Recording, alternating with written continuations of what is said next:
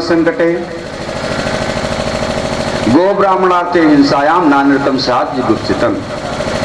इतनी जगह झूठ बोलना पाप नहीं कहलाता। क्या कहे? स्त्री सुंदरम, स्त्री से हंसी मजाक करने। हंसी मजाक में अगर किसी को झूठ बोलना पड़ जाए तो वह झूठ नहीं होता है। विवाहेषु, और कन्या का अगर विवाह हो रहा है, किसी कन्या का विवाह हो जाए झूठ बोलने से, तो वहां भी अगर झूठ बोल दिया जाए तो झूठ बोलने का पाप नहीं लगता। वृत्त्यर्थे, अर्थात अगर किसी की नौकरी लग जाए हमारे कहने से, उसका जीवन यापन हो जाए हमारे झूठ बोलने से, तो वहां भी दोष नहीं लगता। तो प्राण संकटे, अगर प्राण संकट में आ जाए, वो ये कहे कि तुम राम कहो, अगर राम नहीं कहोगे तो मैं तुम्हारा वध कर दूंगा,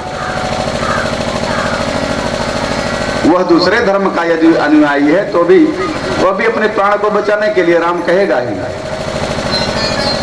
तो वहां भी झूठ बोलना पाप नहीं। वहां भी अगर प्राण बच जाए तो भी झूठ बोल देना चाहिए।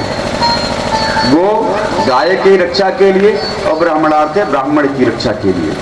इतना जगह अगर झूठ बोला जाए तो वह झूठ नहीं कहलाता। और बाकी अन्य कार्य के लिए झूठ बोला जाए तो वो झूठ होता है। अब भगवान कृष्ण हंसी में कह रहे हैं कि देखो, तुम अगर किसी राजा का वर्ण करना चाहती हो तो राजा को बारे उस राजा का नाम बताओ, उसके साथ तुम्हारा विवाह करवा दें, वहां चली जाओ, रहो सुखपूर्वक। इसलिए कि जन्म से लेकर अब तक तो राजमाल का सुख भोगी, और राजमाल का सुख भोगी अब हमारे साथ आई हूँ। हमारे यहाँ उतना ऐश्वर्य तो थोड़े है। और रुक्मिणी जी भगवान कृष्ण को पंखा जल रही थी। जब पंखा जल रही थी उतने में क्या हुआ कि जन्म पपात, उसका पंखा हाथ से गिर गया। और जब हाथ से पंखा गिर गया और रुक्मिणी भी गिर गई, और गिर गई तो बेहोश हो गई। बेहोश हो गई। भगवान कृष्ण के जल लाए, जल ला करके मुख पर छिट्टा मारा, अपने दुपट्टे से मुख पोंछा। तो जब होश आई तो भगवान कृष्ण कहने लगे, मैं तो यह तो हंसी में कह रहा था। अगर यही करना होता तो जब तुमने संदेश दिया हमको, पत्र लिखा, पत्र के माध्यम से विवाह के लिए हमको बुलाया, तो उसी समय मैं नहीं आता। ये तो मैं हंसी कर रहा था, देख रहा था कि तुम्हारा मेरे प्रति प्रेम कितना है।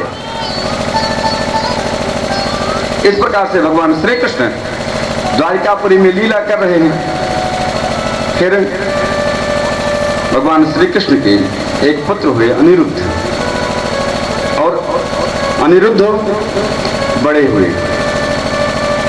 रुक्मी जो था,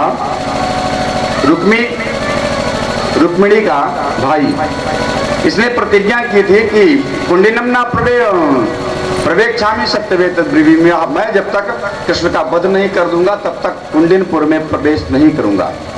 विदर्भ देश की राजधानी कुंडिनपुर थी। वहीं के राजा भीष्मक थे, उन्हीं का पुत्र था। इसने प्रतिज्ञा की थी कि मैं कृष्ण का वध कर दूंगा तभी कुंडिनपुर प्रवेश करूंगा। तो जब रुक्मिणी को लेकर के भगवान श्री कृष्ण चले आए, कृष्ण को नहीं मार सका तो इसने भोजकट नाम की एक नगरी बसाई। अब वो भोजकट नगरी में रहने लगा। काफी समय बीत गया। जब काफी समय बीत गया, समय बीतने पर इसने ये सोचने लगा कि हमको कृष्ण से बैर अब नहीं करनी चाहिए। तो इसकी एक पुत्री थी रोचना,